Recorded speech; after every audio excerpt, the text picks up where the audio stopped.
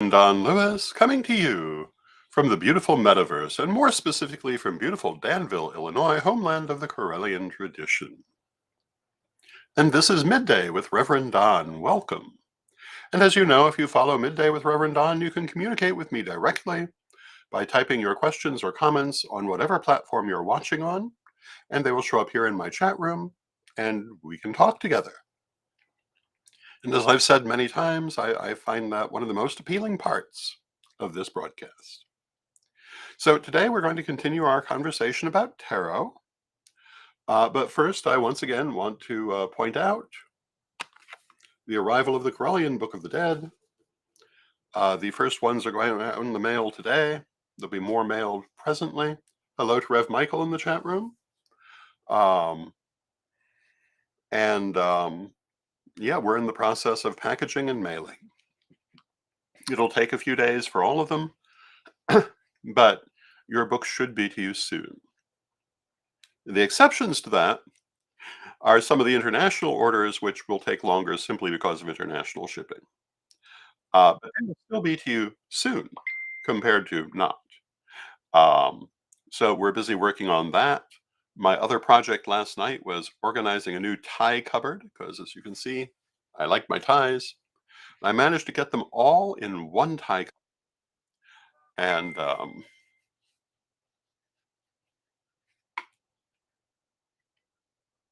it we'll just turn off the phone rather than doing anything colorful today, as we've done in some of our previous broadcasts. Although I have to say, hello, spam caller, you're live on the air was rather memorable. Um, but um, but yeah, we'll just turn off the sound on the phone. I won't have to think about it. Um, I did not count the ties, but there are at least 100 of them, if not more, collected over 40 years. Um, and they range from ones that I wear all the time to some that I love but had not seen for a long time because they had been stuck in storage, to some that really are not very usable because they're thin ties. Although now that I'm a thinner person, a thin tie might not strike me as so odd, but I always thought it was rather odd to be a large man in a thin tie. Those I tended to use as stocks. And if you've followed my eccentric fashion, you'll know that I do occasionally do stocks, particularly for more formal events. If you don't know what a stock is, if you've ever seen a ministerial collar, that's a stock. Um, it's a remnant of 18th and 19th century fashion. You do still sometimes see them in ordinary dress, but you mostly see them now in ceremonial dress of different kinds. And I am known for my eccentric taste. That will not be changing. Um, Hello to Janet in the chat room. It's good to see you, Janet. I have to say, and I was actually just speaking with a friend, that I feel so much more myself now than I have for months. I almost feel like I've been asleep for months. And the reason actually is because I have a new medication that has been very helpful. Hello to Tom in the chat room. It's good to see you, Tom. And it had not really occurred to me that this change corresponds to the prescription of that medication. And hello to Jason in the chat room. We were just having spicy bean juice together half an hour ago. Um, Good to see you again. Um, but yeah, I noticed the difference. And medication. Last night I was doing a class on psychic healing.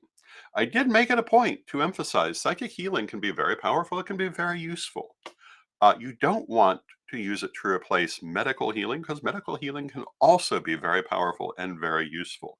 And the drugs that I am taking for my heart problems and so forth are very helpful. And hello to Renee in the chat room. Hello to Tana Sue in the chat room. It's good to see you both. Renee, I hope your nephew is doing better today. Um, so these are some of the things going on in my life. As you know, we've been talking about tarot, and we've been talking primarily about more standard tarot decks like the Rider-Waite-Smith or Rider-Waite-Smith clones like this Hoi Polloi tarot. This is the very first tarot I ever owned. It was given to me by my mother. You can actually see little bits of wear on it, but considering it was published in 1972 and I believe I got it in 1973, um, it's not surprising that there should be little bits of wear on it. Um, I can't say I've used it constantly through that entire time, but I've used it a lot. It is one of my favorite decks, and as you can see, it is a Rider-Waite clone. The images strongly resemble those created by Pamela Coleman Smith for the Rider-Waite-Smith deck. Hello, Janet, in the chat room. Um, and of course, the green parts drop out with my green screen. Um, but I like the style, and there are a lot of Rider-Waite-Smith clones out there which reproduce the designs of Pamela Coleman Smith in different styles and with different elements. Very often it's simply different coloring, because when Pamela Coleman Smith did the artwork for the Rider-Waite-Smith deck, the way they were publishing was very limited compared to what we can do now. So she couldn't use some of the colors she might have wished to use.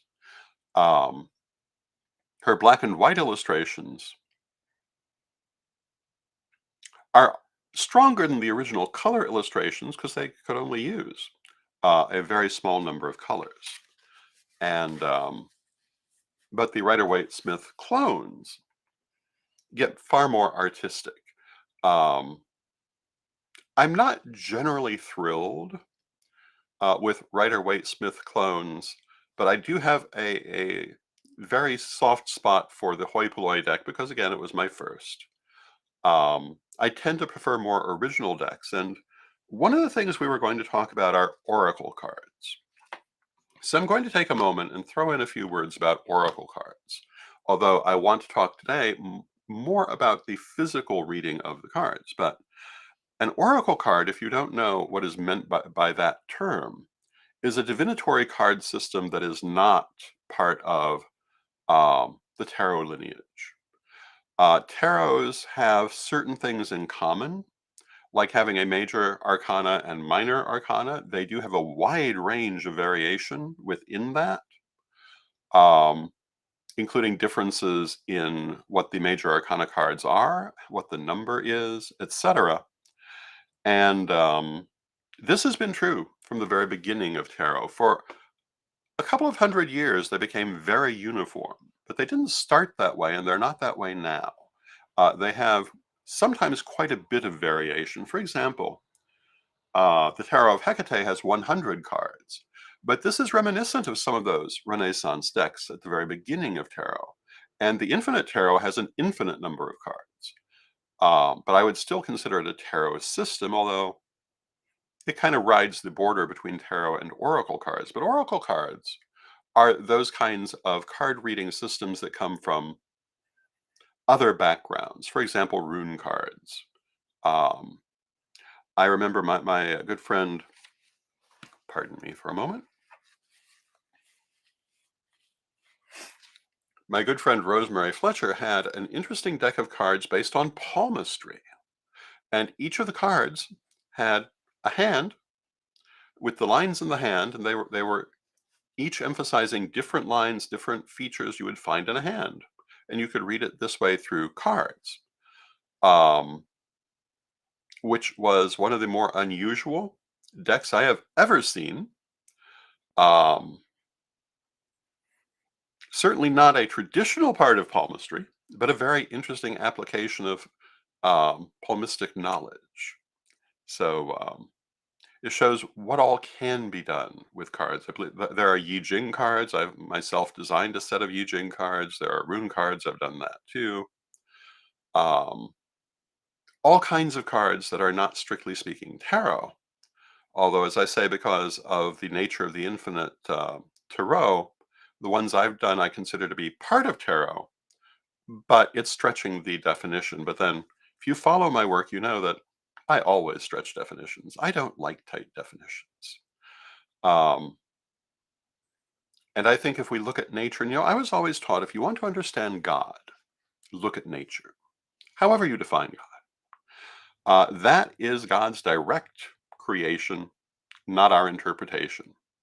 And what do you see in nature? You don't see strict definitions for the most part. You see constant variation, constant growth, constant evolution. This idea of being static does not in any way seem to reflect the divine essence as we can see it in the world around us. Um, which is why those religions which think of being in stasis as the nature of the divine are often very separated from nature, because its message is something very different. So for me, having very open definitions is completely in keeping with my understanding of the universe, my understanding of deity. Now, coming back to tarot, how do you read tarot? Well, what you do is you draw cards, just like that. Um,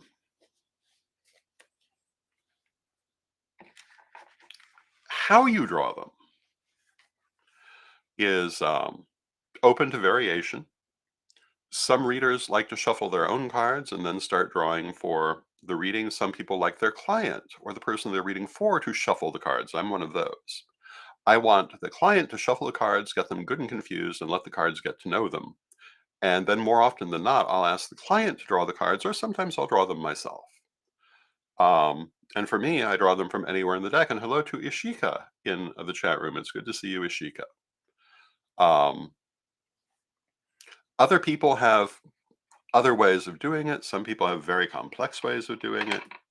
But you're drawing cards basically at random. And the random factor is very important, and it's important in most every form of divination. That randomness is how spirit uses divination to give us meaningful messages.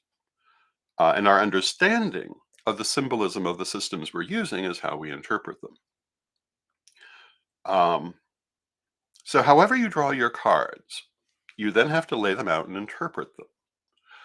Most people like to use spreads, which are a certain number of cards laid out in a certain number of ways.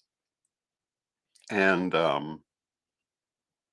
in my various classes on tarot that I have written over the years, we talk about a number of spreads. There are thousands of spreads. And you can make up your own right on the spot if you want to. And Ashika says, it's good to see you too. Thank you, Ashika. I appreciate that. But I come from the school of thought that I just have people draw usually 3 cards at a time. It's technically a spread. It's not much of a spread, but it tells me everything I need to know. And more often than not, it will answer their questions before I ever give them a chance to ask them. So you can make your card readings very complex in terms of how you lay out those cards, or you can be very simple like I am. The way I learned to do this, years ago, I worked for a psychic fair system called D&H Psychic Fairs here in central Illinois. And it was run, if I remember correctly, by Dorothy and Helen, who were D and H. Lovely ladies, 2 spiritualist ladies. And they had a fascinating crew of psychics that they worked with. And they traveled all over central Illinois. They had, as much as possible, a fair every weekend. Um, and that's how most psychic fair circuits, in my experience, work. They go to a number of different locations in order to keep their people working, so that the psychics can afford to continue to work with them. But at D&H, I later worked for J&M Psychic Fairs, which was Jim and Marlena. They had a very different system in how they ran their fairs. But at D&H, what they did, all readings were 20 minutes. And every 20 minutes, someone would walk through the psychic fair ringing a bell to tell everyone it was time to change readings. And there was something to be said for that. And I remember when I started thinking 20 minutes is awfully fast. But I was young. And years later, people were telling me, doing a 5-minute reading is awfully fast. But I found that 5 minutes will actually tell you everything you need to know if you know how to get in quickly. but you learn that through practice. But they would ring the bell, you would change over. Everyone had a ticket. You had to collect the ticket. And at D&H, you would bring your own booker who would book your readings for you. Mine was my mother. And it was an interesting thing, but they also expected every psychic to give at least one lecture during the day. They didn't care what it was about, but they wanted you to go to the lecture area and give a 20-minute lecture while everyone else was reading. I was young then, not what you would call highly accustomed to that kind of public speaking, but I noticed that many psychics would give brief demonstrations of their skills. And I found that that was the lecture I preferred to give. It was usually called mini readings. And what people would do, they'd have the people in the audience draw one or two or three cards and give them a short reading. What I found is that system worked better for me than all the spreads that I had been trained in using. And eventually I stopped using spreads almost altogether. There are still occasional readings that I will do a spread for. If I'm doing a year-long spread, I may use um, a 12-card circle spread, which is very good for a year reading. But more commonly, I just draw three cards and then draw another three cards and another three cards until I get all the information I need. And I find that they are very good at giving it to me.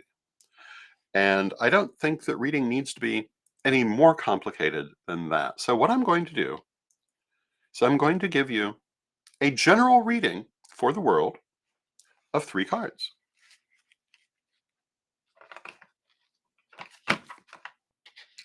And our first card is the Eight of Swords. Our second card is the Four of Swords. And our third card is the Six of Coins. So what do these cards mean and how do you read them? And again, the green parts are falling out. There are a couple of different ways that you could read these cards. And I do both depending on what I'm asking and how I feel about the cards. Sometimes you want to merge their meanings together. Sometimes you want to take them sequentially. So our first card, the Eight of Swords, is feeling held back or unable to do the things you want to do. And I think if we look around the world to get today, we'll see that that energy is very much in the air. Our second card, the Four of Swords, is a waiting period. It's saying that that's going to last for a while. And I would kind of put the two of them together and say that, yeah, we're going to feel like the good things we'd like to see around the world are not going to be easily accomplished. It's going to take a while, but then we're followed by the Six of Coins. And the Six of Coins um, is receiving help from a person or from the universe. And hello to Suzanne in the chat room. It's good to see you, Suzanne. So what I would say is that, yeah, at least as to the things happening now, difficulties will continue, but there is good news coming, but there's a wait for it. That's a very simple three-card reading. If I were reading for a person, there'd be another three cards and another three cards because I can never let it go at three cards. Um, but for the purpose of demonstration, we will. I also want to point out that for whatever reason, the writer Waite Smith um, chose to call the deck of coins, the suit of coins, the suit of pentacles. And this has given rise to the incorrect idea that a pentacle is a five-pointed star in a circle. That's nonsense. A five-pointed star in a circle can be a pentacle. So it's not necessarily wrong to call it that, but that's not the definition and it's not the only thing that is a pentacle. And if you're working with wider metaphysics, that's an important thing to know. I've heard people very confidently say that a pentagram is a five-pointed star and a pentacle is a five-pointed star in a circle. And to anyone with a broad background, they look like a fool. That is not the case. The term pentacle and the term pentagram don't even come from the same language, and they don't mean anything nearly the same thing, although a pentagram can be a pentacle. And a pentacle can also not be a pentagram. But the confusion largely comes from the Whiter-Waite-Smith deck and their choice to use that term, but they didn't actually use it incorrectly. Because what the term pentacle actually means is a 3D representation of a metaphysical design, and that's what these are. It comes out of Goetia and grimoire practice. It's a very old term. It's thought to arise from medieval French or medieval Italian, and means basically a medallion. That is what the word originally meant, and that's what they originally were. Later, they became altarpieces as well, and the term came to expand and mean any 3D representation of a metaphysical symbol. But if you look at the long, long lists of pentacles, historically, only a few of them are also pentagrams. And for people who have a wide background, this is no secret. Um, and I do sometimes find myself being that guy who must point this out, as now. But it's a good piece of information to know. And if you want to use it to refer to just the design, I'm a great believer in evolving linguistics. So I'm um, not going to criticize you for that. I'm just going to point out that is an idiosyncratic usage, and that you should be aware of that. Now, getting back to the tarot cards, the most popular of the different spreads is the Celtic cross. It's called the Celtic cross because it's an equal armed cross.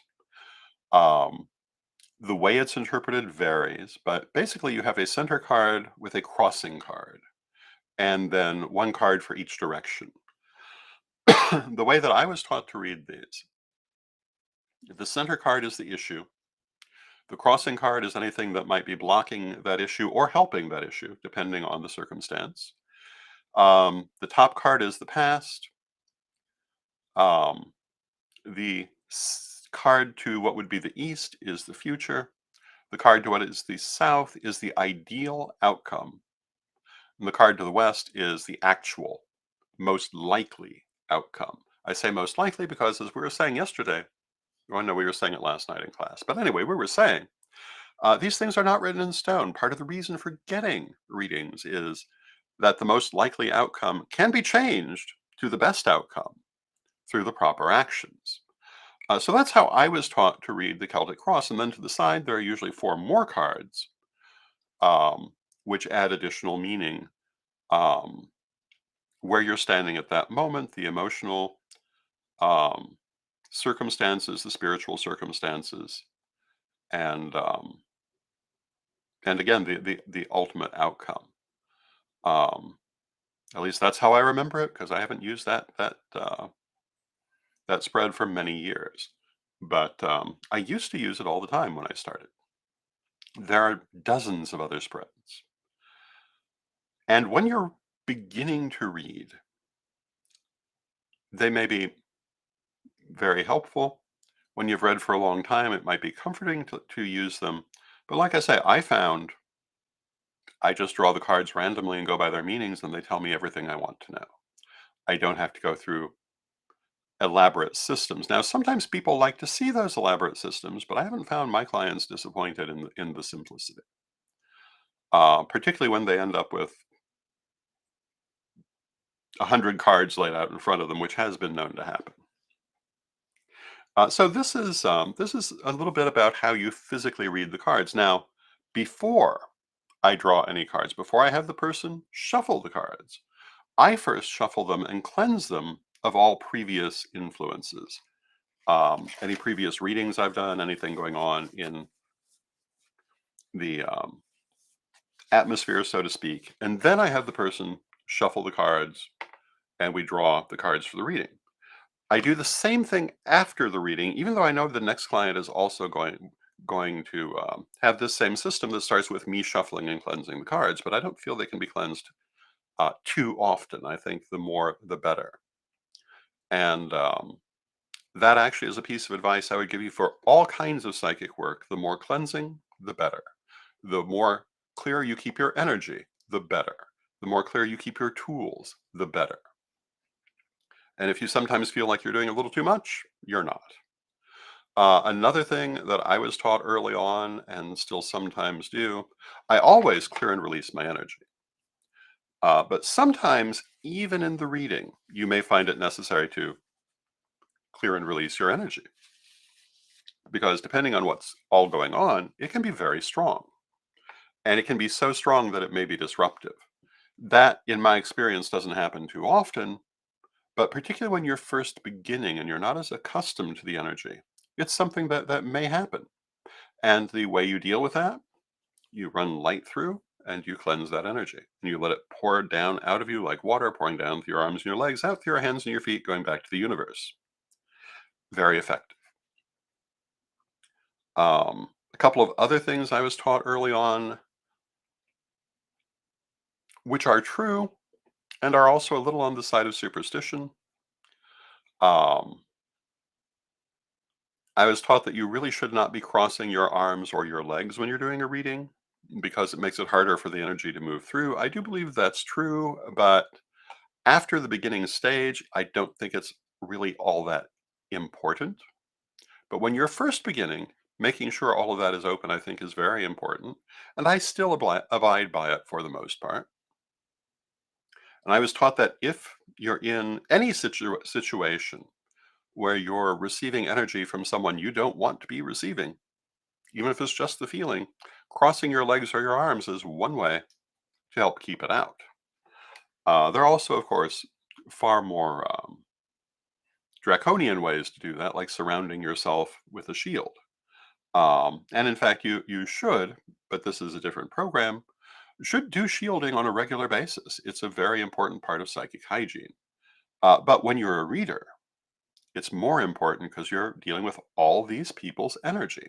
Now, um, we're almost at the end of our half hour, but I have to go ahead and add this, even if it takes us over for a few minutes, because when you're taking in all that energy from all of those people, the one thing you don't want to do is hold on to it. It's one of the reasons I say clear after every reading, clear before the next one, because you don't want to take that energy with you. It's going to overwhelm your system. It's going to leave you ungrounded. Grounding is vitally important. And I found back in the day, working these long psychic fairs, at the end of the day, everyone was ravenously hungry. But that's because eating is a way of grounding. And even if they'd been grounding through the day, after all that interaction, they still needed more grounding. And so the psychic fair would descend like a horde of barbarians on some local restaurant um, and eat everything they had, basically. Um, Even when I was working with people who did understand grounding very well. Now, at D&H, a lot of people did not come from a background that emphasized grounding. And I got to see there how bad that is. But, at J&M, they understood grounding very well. But this was still something that happened. By the end of the day, they needed to replenish their energy. And the feast, and it basically was a feast, also helped with grounding. And of course, it was also important social time that helped us all to be friends. And I remember, I remember the J&M crowd very well. They were wonderful, excellent people. They had their politics like any organization does. And let me just tell you, if you see an organization with politics going on and you think that's unusual, you haven't seen enough organizations. It's perfectly ordinary. Even the nicest people are going to have a certain amount of politics. At J&M, they certainly did on occasion. But for the most part, we were all friends. We were all good people. And they had the most amazing crowd of psychics. Um, People I will never forget unless I've forgotten everything in life. Um, which as I get older, I have to think about that, but I'm not expecting that at this time. But I'll always remember Novella Suter. I'll always remember Rosemary Fletcher. I'll always remember Robin Lochurko. I'll always remember Alexandra East. I'll always remember Bill Munro and so many other people. Um, It was a truly amazing experience. And if you find yourself working in a psychic fair, you'll probably meet equally fascinating and interesting people. And if you're just beginning your career as a psychic, it will be an education because everybody there is going to come from a somewhat different background. And that is an education. So, with that, we've reached the end of our half hour. I thank you for joining me. I'll be back tomorrow. I love all of you. I love spending this time with you. And I look forward to seeing you again. And let us close with our prayer as we always do. Divine Mother Goddess, Divine Father God, beloved ancestors, we thank you for all that you do in our lives, and we ask you to help us to make the good connections in life that make life worth living. Help us to find good friends, good allies, good acquaintances. Help us to learn the lessons that life brings us in positive and friendly ways. And help us to make the world a better place wherever we go. And though we know that sometimes there must be difficulties, let us handle them as best we can and move on from them as best we can. And we ask you to help us with that. Beloved Mother Goddess, beloved Father God, beloved ancestors, we thank you. And knowing you are always with us, but from respect, we thank you for your presence and may you be blessed now and always. I thank you for your presence and may you be blessed now and always. And again, I will see you tomorrow and we will end our conversation on tarot at that time. And until then, again, may you be blessed now and always.